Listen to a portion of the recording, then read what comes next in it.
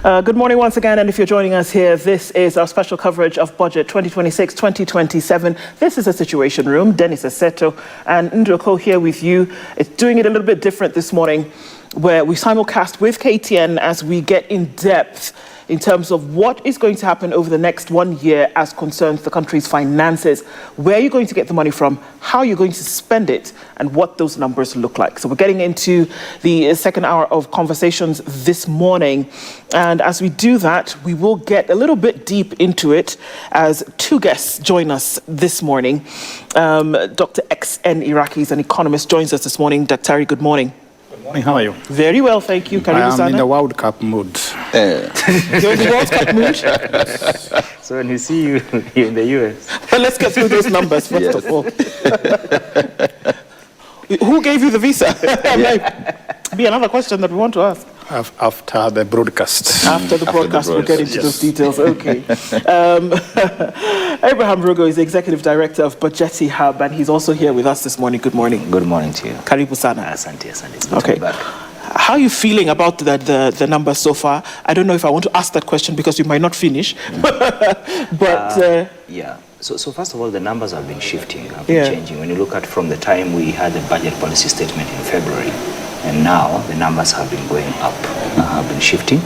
And the interesting piece of that is, of course, you see the shifts in the expenditure, you see the, so that has made me a bit uneasy, particularly because there are things that seem not to be adding up.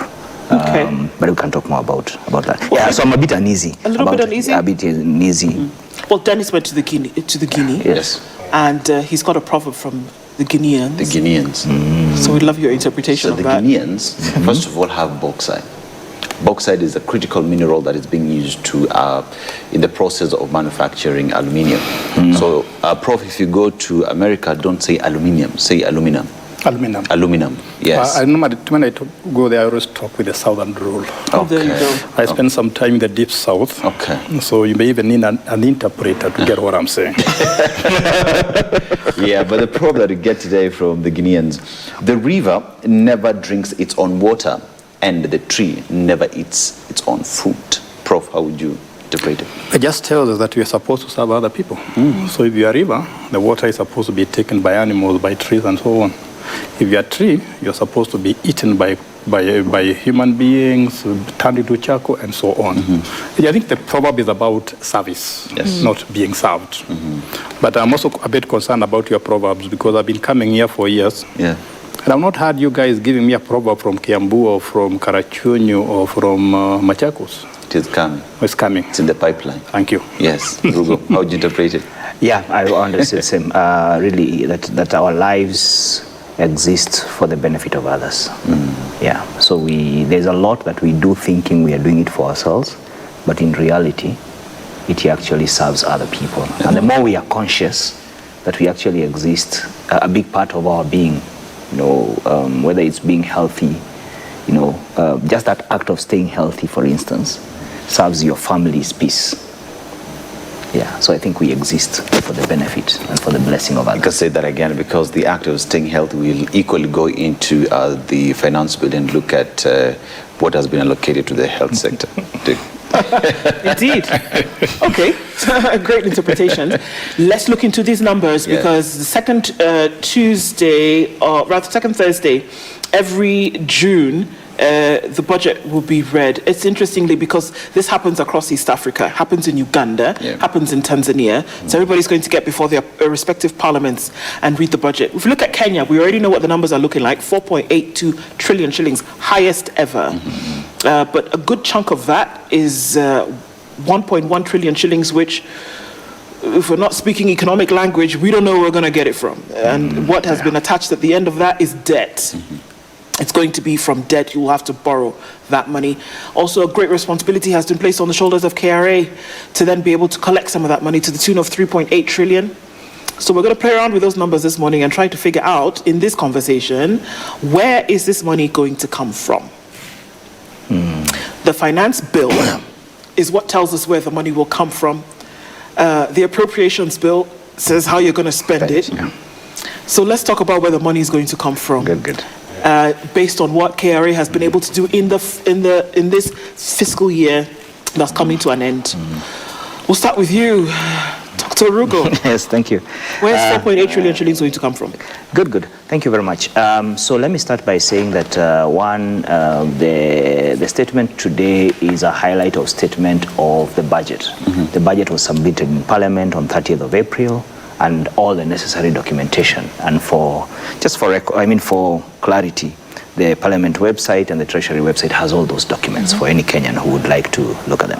Where does the money come from? So our budget is financed largely from three sources. And the first source, of course, is what we call ordinary revenue, tax. So that's going to be the biggest portion. That direct tax is where income tax, VAT, value-added tax, import duty, and then excise duty. So that's normally the biggest portion, and of that, income tax, both corporate income tax and personal income tax, is big. And those are the large pieces that KRA, Kenya Revenue Authority, is responsible for collecting. Then the second part of financing is what we call non-tax revenue, or in the language of budgets, appropriation in aid. So appropriation in aid is all the charges, levies, and rates that are paid for services rendered by government. So let me give you an example. You go to NTSA, you need a new driving license, you pay something. You are transferring land from myself to Prof, I pay something. All those monies that are collected by... that was happening. Prof, I may just gift you now that you can't make it to the US.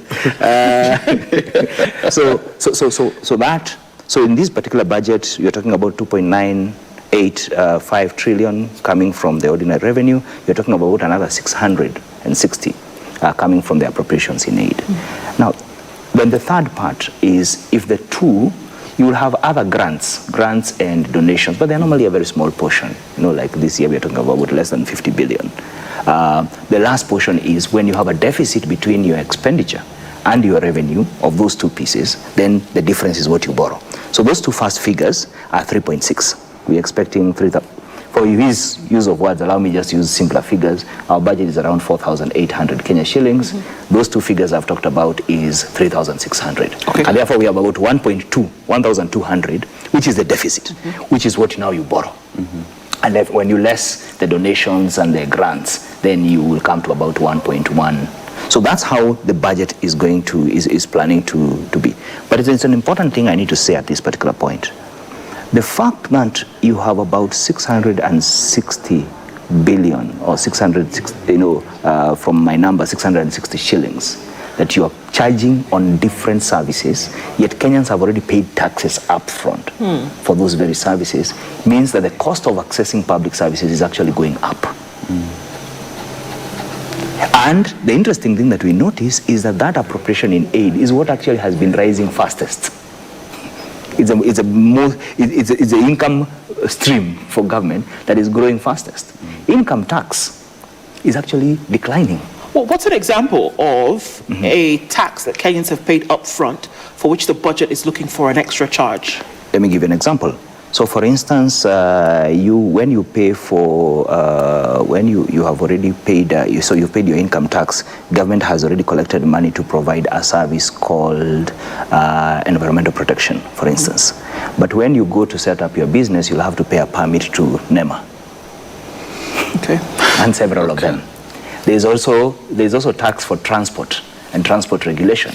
But when you go to NTSA, you'll pay for that service. So basically, it means that the more, and it's common to charge across the world, but the more these charges, remember even the ID, the immigration department, whether you're thinking about your passport, whether you're thinking about your renewal of the ID, whether you're thinking about all these, that package of these extra non-tax measures, and then when you come to the county level, for instance, you add permits, business permits, and what have you, is what actually complicates the cost of doing business, is what actually increases the cost of living, because you go to, for instance, your charges for, you bought your car.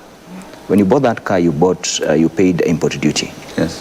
Then when you go to buy fuel, you pay for the price of bringing that fuel. But you have other rates in there that are not taxes. You have, forex adjustment levy, you have petroleum levy, you have railway development levy. When you look at all those levies, are the ones that increase the pump price. And you have also paid VAT on it. So you see what I'm saying? That there are these other extra charges which, the more they grow, as long as they are the ones growing more, remember they are enforceable. Because if you don't pay a fee to NEMA, they will come for you. Yeah. If you don't pay your driving license, they will come for you. The police will be there waiting for you on the road, and the like. When you pay for your insurance, you'll pay for excise duty, but you'll also pay for when you pay your bills at the hotel, you'll pay for VAT for that service, but you'll also pay catering levy and tourism development levy. Yes. Those are the ones I'm talking about. So, and that has been the portion that has been growing fastest, which would explain, just my last point, why the cost of living is going up. Because the cost of doing business is going up in and of itself. Which then, yes, just Yeah, so no, that's the last point I wanted to make. Yeah, so Prof, then if we look at all these levies that are growing really fast, making it the cost of living to go high, cost of doing business to go high, one asks the question then, if cost of doing business is high, that means you're closing doors for would-be investors to set up business in the country, or already existing investors would have to restructure their businesses and let people go for them to be able to operate in the country. So with that then, through the new levies, through the new taxes that we see are being introduced, is the government then shooting itself on the leg? Because the number of people that you would be getting taxes from is going down. Already we can see evidence of that. So anytime you talk about the budget, I always tell Kenyans, read the budget speech in conjunction with the economic survey that is released a few months before. Because they give you the state of the economy. So if you look at the state of the economy last year, the GDP or the economy declined. The growth rate declined from 4.7 to 4.6. And that confirms what he is, or what he said, and what you're asking, that we don't have people investing, we don't have people consuming because of that. When I come to invest in a country, whether I'm a Kenyan or a foreigner, I want to make money. So if I see I'm not going to make money, I'll leave and go to neighboring countries, alternative countries. And if I'm already in the country, I could, instead of expanding my business, take money to TB, that money to TBs, or buy boats, so that I don't need to be disturbed by anybody. But let me go back to what he raised, a very important issue about levies. Why is the government focusing on levies? Remember, in 2024, we demonstrated on the streets against taxes. So the government is very clever and realized you don't want taxes, you don't want to pay taxes or more taxes, let's shift to levies. So levies are very easy to institute, and that's why the government is taking that side. Kenyans also don't want the government to incur debt. They don't want you to borrow. People are saying the government should not borrow from China and elsewhere. So the easy play, the low-hanging fruit happen to be levies. And that's why we are being loaded with very many levies. So eroding levies on Kenyans is an easier option, but it has long-term consequences. What you have said, that businesses are not expanding, people are not investing. And if you go to downtown Nairobi today, or you go to where we have informal sector, people are really suffering. Because those levies don't discriminate, everybody pays them. Yeah. And as I've always argued, that money in our pockets is more prudently utilized than money in the government. So that is the problem we are facing. And the other thing you need to remember, and like Fred should have mentioned that, is apart from levies, the government doesn't want to borrow, doesn't want to put more taxes. That's why the government is moving towards PPP projects, private-public partnership projects. It's also moving towards securitization. But what we should be discussing at this forum is not so much how to raise the money, how to spend it. It should be how do we accelerate the economic growth? Because that is a secret weapon in our quest to make this country more economically productive. And how do we accelerate economic growth? Yes. Economic growth is not driven by the government, it's driven by you and me. So anybody who is producing in this country, whether you are particular entrepreneurs, particularly investors, we should give them incentives in the budget. So that if I have a small business employing 5 people, I can employ 20 people. If I have a business that is covering 1 county, it can cover 20, 30 counties. The biggest problem in the country today is unemployment. And you cannot now road businesses with levies and levies. They close, then you have no businesses. Yeah. And the problem of closing businesses or not attracting investors, you actually get less taxes. And that's what he said, that if you look at taxes going down, that's why you're focusing on levies. So we should strike a balance. Because at the end of the day, I want economic growth. 10% is my target. Yeah. So let me just add to that, the way to make sure the economy grows is make sure that money is circulating in the pockets of people. Because for an economy to grow, you need to up production, but you also need to up consumption. The things I have just explained, including now with heightened crisis, and the Strait of Hormuz now, Iran says it's permanently now closed, as of yesterday, as of this morning rather, is that all this, when so much money is not circulating, it means that there's nobody to consume goods and services. When the things I have just talked about and Prof has added in terms of the cost of living, in terms of the cost of goods, it means two things. One, because incomes are not improving. From 2020, real incomes have actually been going down.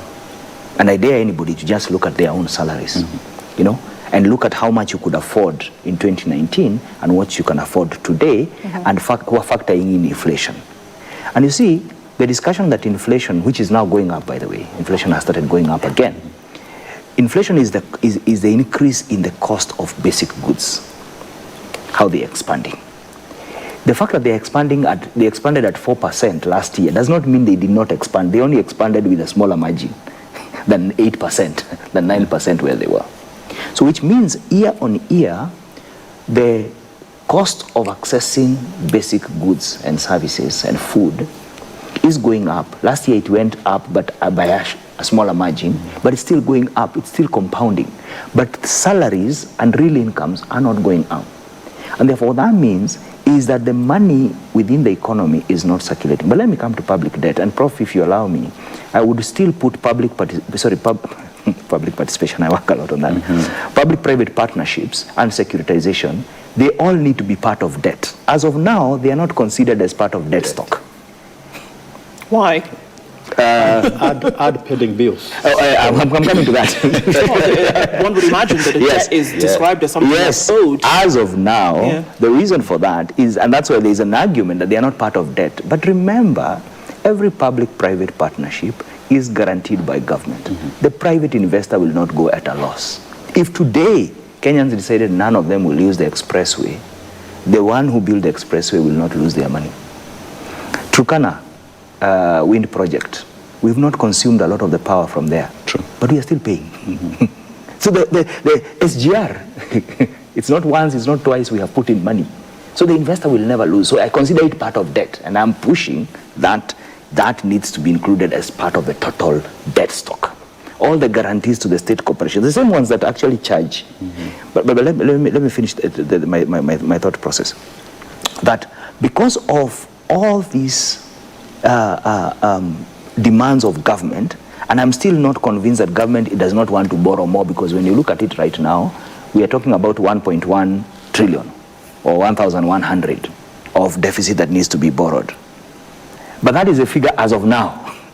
Last year, let me give you an example. Last year we started with 900. We are ending the financial year at 1,100. The deficit has increased. Borrowing domestically is going to be now 90%. 90% of these 1.1, about 950 billion, is going to be borrowed domestically. What does that mean? Because I want to add it why the economy is not growing. It means that government is actually competing and out-competing, out-maneuvering everybody else in the domestic credit market. But the interesting thing is that now it's accessing credit at a cheaper rate. So when the CBR comes down, government will access it at 10%, because the CBR now is 8.7. It was retained at 8.75% by the monitoring policy committee yesterday, the day before yesterday.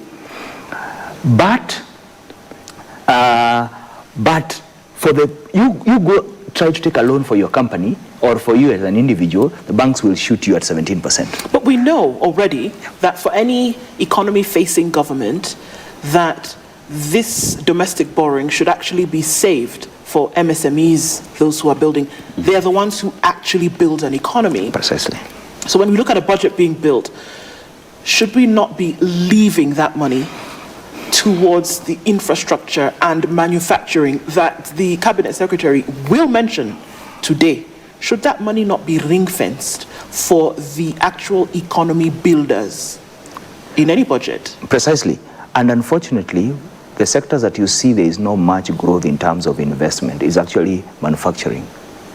Our contribution, manufacturing as a contribution to the GDP, and we can check in the economic survey, it's important that Prof raised it up, is actually not growing. Yet that is where the productive sector, where you actually can employ, because Kenya, as it is, we are still going to depend on human labor.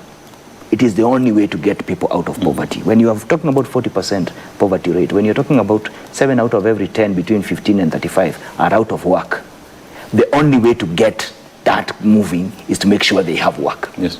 And the investment, you're right, it should be in ensuring that MSMEs have loans.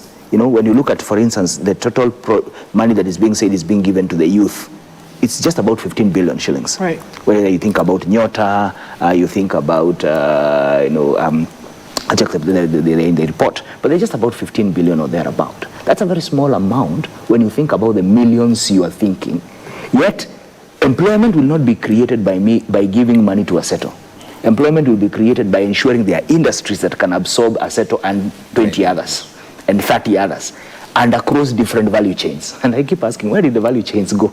The 7 of them, the Kenya Kwanza, so because if you don't attack it from all these different angles, it becomes a thing of Nyota, gather people in a public stadia, give them 25,000, half of it they go to buy phones or whatever, treat themselves, and they, in the argument of if my money cannot solve my problems, I better eat it, and then at the end of the day, you cannot show what businesses have been established. And assuming the businesses are established, you still need a consumption chain that actually can demand these services. So right now, demand is actually suppressed. Yeah. Now, Prof, we know credit is the lifeline of any MSME or any investor out there. And when you look at even whatever government wants to borrow over 900 billion shillings locally, that would mean that, first of all, the question is, when we borrow locally, is the interest rate higher as compared to when we borrow externally? It's usually higher. It's usually lower, higher when you borrow locally. Locally, that means and that's why there was a local debt is expensive. It's expensive, yes. It's expensive. That's why everybody wanted to go to Eurobonds and so on, where the interest rate was lower. Yes. So with that in mind, then, we look at a situation where the government wants to expand its tax base. But then again, it is as well borrowing locally that is blocking the expansion of the same. We look at the already existing debt that has not been included, where even IMF today is saying, please go back and fix your books before you come back so that we can talk about the actual debt that does exist. So in terms of funding this budget, right, with everything else that is there and economic experts that have spoken, including the government experts, why is it seemingly difficult to just do what one would say is basic of economics if you want to get more? Rephrase your question. Why is it seemingly that the government then, with everything that does exist, does not want to do that which is considered to be basic of economics? Don't borrow locally. It is all politics. Let me give you a background before I answer your question. If you look at the current budget estimates, we have 4.8 trillion. Only 840 of that money is good development. Why is the rest of the money going? Current expenditure. Current expenditures. So if you want to do what you are saying, you need to reduce the recurrent expenditure. That would mean giving counties less money. You know the political consequences. Having less government employees, you know what are the consequences, particularly with 2027 in mind. So I think every person, every politician, every leader knows the correct economics, but politics crowd that.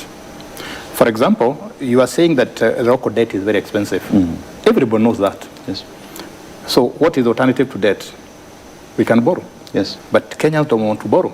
So as a politician, you always play safe. And that's why you find a lot of political decisions that do not make economic sense, but they make political sense. And what I'm looking for are politicians who are very bold. They'll say, this does not make political sense. Even if it means me losing presidency or losing my parliamentary seat next year, but I make sure that things in this country are right, I'll do that. But we have politicians who are that bold. We don't. So we need to such bold politicians. Now, before I finish, let me go back to a very important question he asked and he addressed, economic growth. One of the ways to make economic growth is to make sure that people are optimistic. They will consume more, they will invest more. But I'm concerned by the level of pessimism in this country. Get into a tax, just get into a tax and get into a conversation with a tax driver. Go to the Komba or the SMEs, informal sector, and talk to those people. They are very pessimistic. Yeah. Talk to the businessmen, they are very, very pessimistic. So I think the government needs, in addition to improving the infrastructure, in addition to making sure that there are less levies and the cost of living goes down, we need to be made more optimistic. But very important, if you want the economy to grow, let the people who can multiply that money get it. The SMEs, small businesses, and business people. Because the government does not do any business. That's what we need to remember.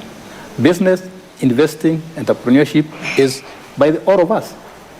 And those are the people who should be getting money. So when the government now starts competing with SMEs and businesses and industries to get money from banks, we are not doing the right thing. Finally, again, I always remind you, read the economic survey. Because one of the things that surprised me about that economic survey, surprisingly, is the amount of liquidity in banks. Surprisingly. Because people don't want to borrow. Why? The economy is not performing very well. Why should I borrow that money?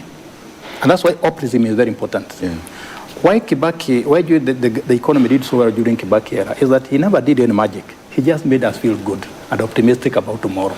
So we borrowed. You remember banks having kiosks on the streets? Oh, yes, they would come to... Because we are very optimistic. Yeah. So that is what politicians are supposed to do, make us optimistic about tomorrow. We shall borrow, we shall invest, and the economy will grow. Obviously, we know what the law says constitutionally, where Kenya can draw the lines in terms of borrowing and what it's supposed to be for. So I'm a bit concerned, and maybe it's from a lack of knowledge point of view. Rugo, if we say that 1.1 trillion must be borrowed after the grants and all of those things are taken into consideration, and we know that about 900 billion of that will come from the domestic market, which is a more expensive loan, because the external loans are coming at about 2-3%. Can you trace where the 900 billion shillings will actually go? Good question. So that's where now that's where it gets very complicated, because a lot of our local borrowing is going to finance our normal running of government. It's not going to any specific project. That's a fact. We borrow to refinance. So we issue a T-bill and refinance a bond. We issue a T-bill, transfer money to counties.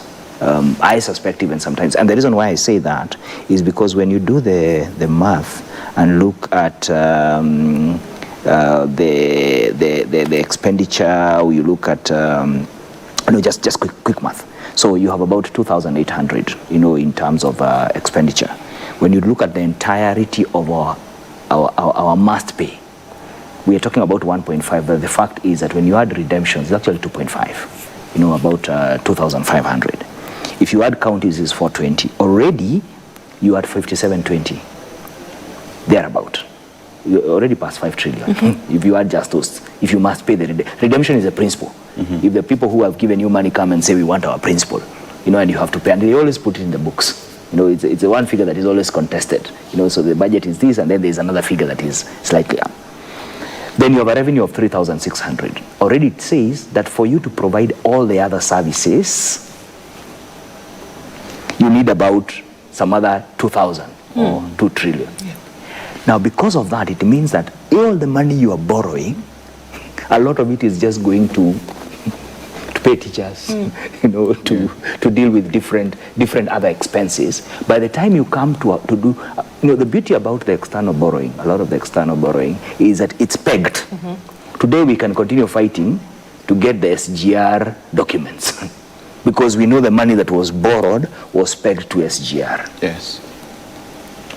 But when you come to the Eurobonds, they are not pegged to anything specific. They are just, they are borrowing to come and, finance the budget. The goal would be, and we have pushed this to Parliament to say, we know so much has been borrowed, at least from the books. Mm-hmm. Can we align it to specific projects that were done? Because part of the reason why we are so in debt distress, hence my red, is that you cannot trace what projects we have done with the money. And therefore, the projects are not giving us any return on investment, as it were, including the guaranteed loans, because there are monies we have taken as loans and guaranteed Kenya Pipeline, and guaranteed Kengen, and Kenya Airways, and guaranteed all these same state corporations. Not to mention, they're the same state corporations that account for about 80% of the pending bills. They're the ones not paid. Yeah? So we have said we want to see the projects that you are doing with the money that you are borrowing. And for me, therefore, the concern for domestic borrowing is twofold. One, the interest rate is too high. Mm-hmm. Two, you actually cannot trace it for where it has been spent. And Rugo, I think before you even proceed then, we know exactly like you've said, we borrowed SGR money to finance SGR. We can see it. Whether we are seeing return on investment is another question. Correct. Right? Correct. But is there express orders or requirement that even when we are borrowing locally, it ought to be pegged to a project? So there's no express for borrowing or externally or internally. What the law says is that all borrowing is for capital expenditure. Mm-hmm. Just to change it from development, because I find the development word, I think everything is development, even a teacher going to class is also participating in development. So for capital expenditure. And the reason for that is that you are investing in something that will give you a return.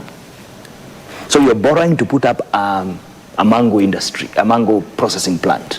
That mango processing plant will spur the economy. Mm-hmm. You're borrowing to put up a road, that opens up parts of the country, or an SGR that moves goods. Our SGR seems to move more goods in than it moves out. Which is corroborated by our exports numbers. We have more coming in. Our stabilization of the forex seems to be more to facilitate import than export. So for me, we have not reached there. And that is why we are, even part of the Oko Uchumi campaign that I'm part of, we are saying we want every project tied to its source of money. And this has been, the reason why it never moves is what baffles me. Uhuru Kenyatta, when he was Minister for Finance and Deputy Prime Minister, came up with e-promise. E-promise was to do a very basic thing. It was to tie every project to its source of money. But why is that so difficult? I must interject, and then maybe we can why is that so difficult to do? Why? Because when you go to ask for the funds, essentially, there is a reasoning, and there's a lot of policy documentation, and there's a lot of work and number crunching that goes behind it when people fly off to wherever it is that they go. There is a reason for which this money is being given. Why would it be so difficult then to peg the project to the source of funds? Before I answer that question, let me make it more dramatic. Okay, here we go. All of you, I'm sure you have borrowed some money. Yes. Now, when I borrow money, I always tie that money to a specific project. I want to borrow money to build a house, to buy a car, maybe to plant trees.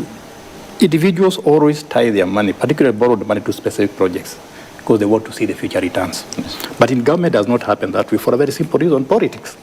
So occasionally you see our political leaders go to a political rally and say, we are going to build a road here. We are going to build this here. So if you tie money to the projects, as he is putting it, where will that room for maneuver come? Particularly with 2027 coming.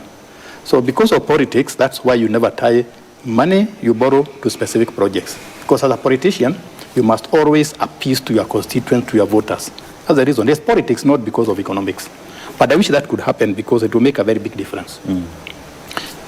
Remember, at the end of the day, there's one statistic I never see in our budget. I never saw in economic survey unless you saw it. Productivity. We want to make this economy more productive. We want to make everybody more productive. We never measure. That's why you want to build roads. That's why you want to use. That's why you want to use more IT, more automation, so the economy can be more productive.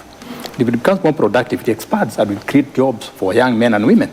So it's all politics. That's why we don't tie specific projects to specific money that is borrowed. But Prof, even while at that, we are borrowing using stipulated law. Yeah. Right? It is the law that then demands that everything you borrow is tied to a specific project. Whilst we can talk about politics, there is the law. So what I'm hearing us say then, it is intentional breaking of the law because we can run away with it because we are playing politics. But that notwithstanding, Prof, as well, while we look at projects have not been tied to, funds have not been tied to projects yet you're still borrowing. We can't equally talk about funding the budget and not talk about wastage that we see on a daily basis.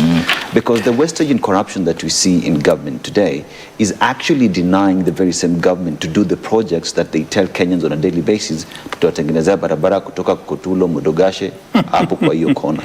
It is because of the wastage that we see that we are unable to do that. So if today, say, we seal wastage and corruption in government, what are we likely to see in the economy? In fact, we are bringing the issue of wastage too late in this program. It should have been the starting point. Because if you don't want people to pay, if you don't want to borrow, if you don't want to pay to people, if you don't want more taxes, you don't want to borrow, you don't want more levies, the best alternative is to reduce your expenditure. And you cannot reduce expenditure in health or in education, because that's very critical. But you can reduce expenditure in corruption. I've always said that one former president stood in public and gave us the amount of money that is wasted in this country. 2 billion. And nobody has ever publicly denied that. So if we can reduce this wastage, corruption, nepotism, duplication of duties, all these debates about debt, about levies would be reduced. And I've always given a very simple example. I drive a Vitz because that's what I can afford and because of petrol. And I've always wondered, why can't the government drive Vitz? Have you ever seen a Vitz GK or a Vitz County? So why can't we reduce such wastes? The roads in Kenya, in Nairobi, are very good because that's where the government is. So the government would be very comfortable driving a Vitz. And nobody said that a big car is a status, is a symbol of status. There are people who have a lot of power and they drive very small cars. So if we can reduce such waste, there are a lot of duties that are done by the county and done by the government. So such wastes in cars and other expenses would definitely give a lot of savings. And you probably realize that you don't need even to increase the taxes. You don't need to increase the levies. Number two is, why are we having more levies coming up? Yet, with IT, services are becoming cheaper. I used to go and queue to get a driving license some years ago. Nowadays, I get from my house. So why should it be expensive? So I agree with you that waste is one area we must target. But the question that comes is, do we have the political will to target corruption, to target nepotism, to target waste? If we had that political will, and I say it again, such that I can make decisions today that will sacrifice my MP, my women rep, my presidency next year, this country will change. But as long as we don't have that political will, we shall be talking about this in 2037. And that explains why there is no energy to deal with government-owned enterprises. Entities, really, many of them are not enterprises. There's no energy. You remember, it must be the KEPSA team and Abdikadir that wrote the report in 2015 on what needed to be done with this over 200 government. Since then, they have actually increased in number. You know, the other day we were just running, like looking through even the funds, the separate funds from the consolidated fund. We have upwards of almost 80 funds, that don't have the. So that tells you that this becomes then the political space where you reward. And interestingly, in the budget, all we see is a transfer. It's normally one line, transfer to other government agencies. 10 billion, 20 billion, 15 billion, And when you put that money together, you are talking of almost a third of our budget is actually going to those entities.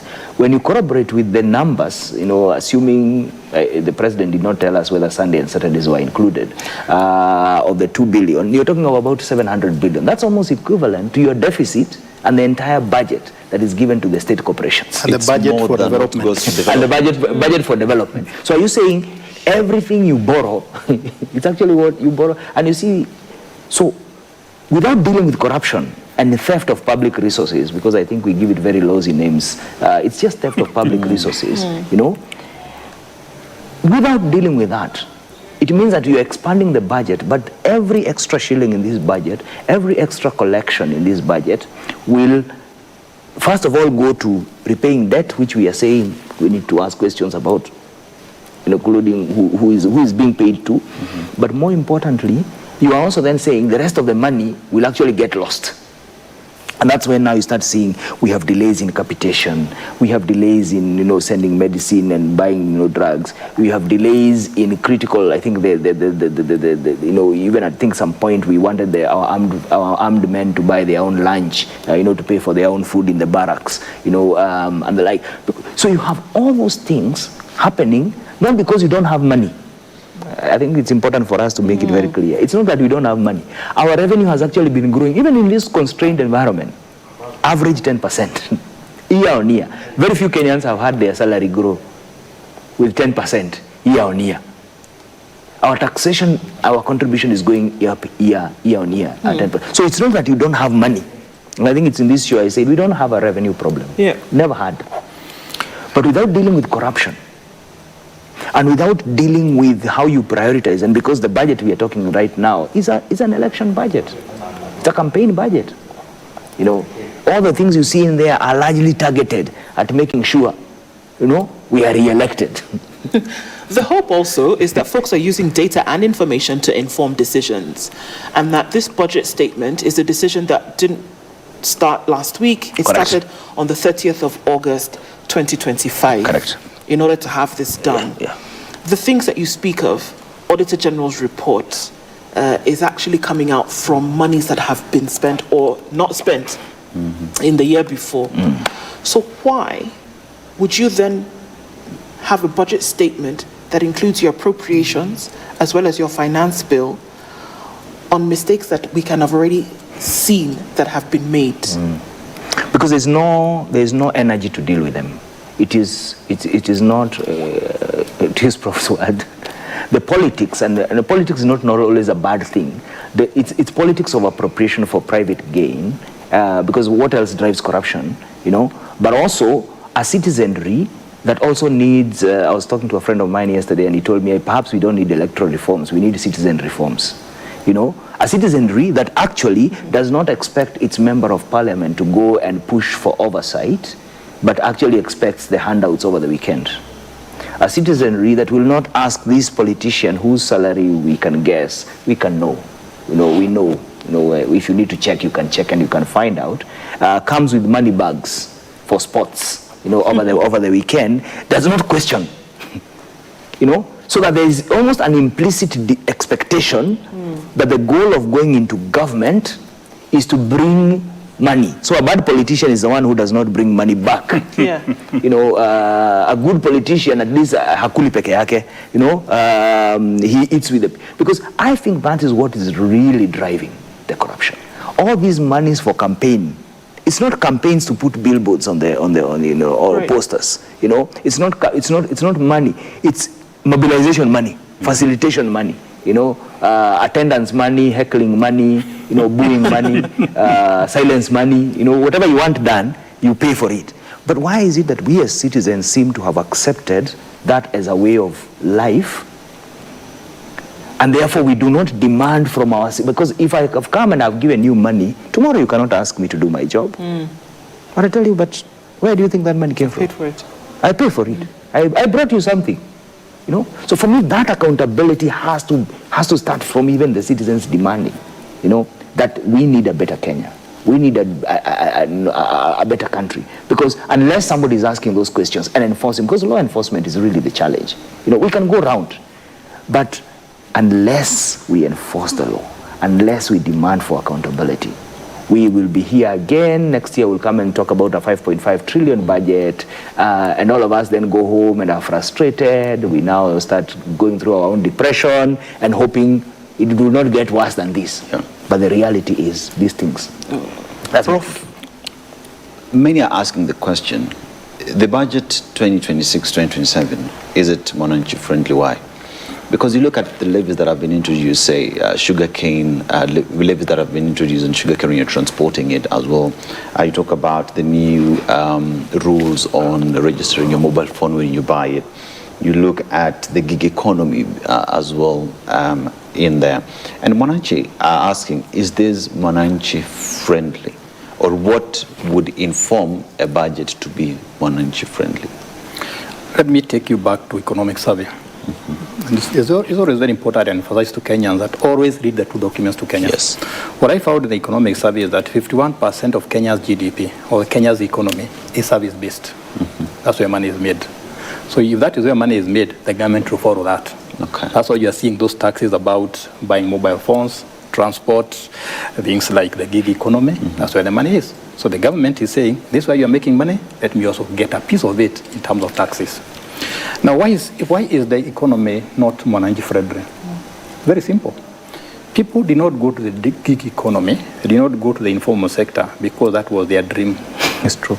If you talk to young boys and girls in high school, nobody will tell you that my dream is to become an entrepreneur or to be a writer, to be paid to write papers for students in other parts of the world. Nobody wants to do that. People want a formal job where you have a pension, you are assured of health, and so on. But the gig economy, but the economic reality, which we have discussed today, because the environment is not conducive enough for us to expand the formal enterprises. 80% of the economy has remained formal. So most people, 80% are in the formal sector. So if they are there because they have no choice, and then you follow them, then you cannot say that the budget is Mwananchi friendly.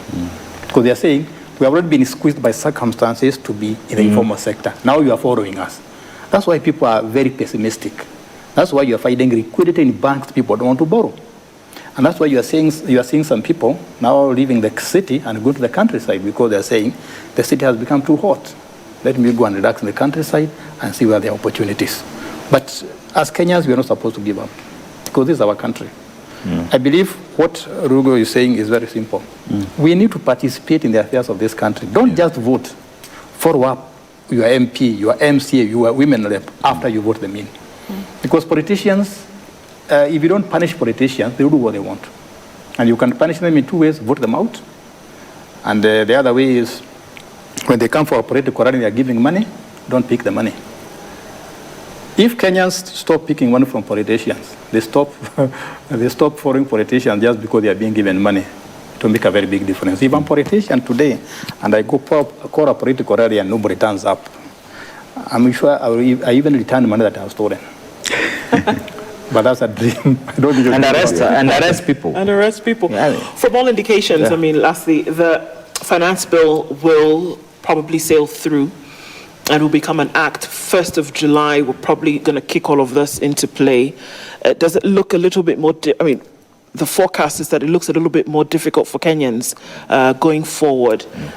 Is that already established? Yeah. I think the biggest nightmare of the finance bill is not even so much what it will collect. Because when you look at the, and I'm waiting to hear the CS, but our estimation is that you're not going to collect an extra of more than 120 billion using the finance bill for 2026. It's a very small amount. The biggest nightmare in that finance bill is a compliance burden it's going to introduce to households. If the provisions for KRA to be able to raid and even pre-populate, for instance, your tax upfront. So when you go to file your returns, you find that a figure has already been put for you there. It's you to prove that actually that's not the figure you should be paying. It will create a lot of complication. And the reason why I say that is that it only creates complication for those who are already in the tax bracket. So what does that do? It creates a lot of people the desire to make sure you stay out of the tax bracket. And how do you do it? You don't formalize anything. Because the formalizing is like the beginning of your death in terms of your business and all that. That compliance nightmare, I think, is going to be very, very tough and very, very rough. And to some extent, I think unfair. Two, with the levies and all these things growing, they are regressive. Because as Prof said, they do not discriminate whether you earn the same or you earn more or you earn less. the fees are the same. Whether you earn 1,000 shillings or I earn 1,000,000 shillings, we pay the same amount for driving license renewal. Yeah? So it's regressive in that sense, because then you're being punished if you don't have an income. For me, those are the big concerns. But bottom line, I think the bigger portion of the money is already what the taxes already, the laws already have in place. As you can see, it's already 2.9 trillion. And it's how we spend that money that really, for me, makes a big difference. Yes. Yeah, thanks. Well, that these statements will be made, the budget will be read, finance bill may go through, become the Finance Act, the appropriations bill then comes through, all of this will happen. But for Kenyans to be aware of what is happening, the underlings of this conversation, extremely important for us. It will be interesting to see what happens come July 1st and how this actually plays out on Kenya's economy. But we want to thank you, gentlemen, for joining us to have this conversation. Dr. Exen Iraqi, economist, Abraham Rugo has the last thing. One last thing.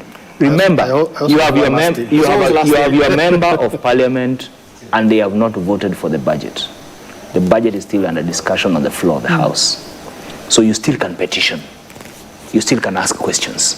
2024 showed us that you actually can push even to the last point. Yes. Right. Yeah, so people should not feel like, now we are cornered, the life has ended, let them do what they want to do. I think people should still write to their members of parliament. They should still ask the hard questions because something needs to happen and something needs to give. Thanks. Expect lots of supplementary budgets. I'm sure that's one way to deal with the budget once read. And number 2, levies, taxes. Put music to account, you get more milk. Treat Kenyan taxpayers well, you get more taxes. Absolutely. Dr. Exen Iraqi, economist. Dr. Abraham Rugo, Executive Director of Budgeti Hub. Thank you very much for joining us this morning. This is the Situation Room, the only way to start your day.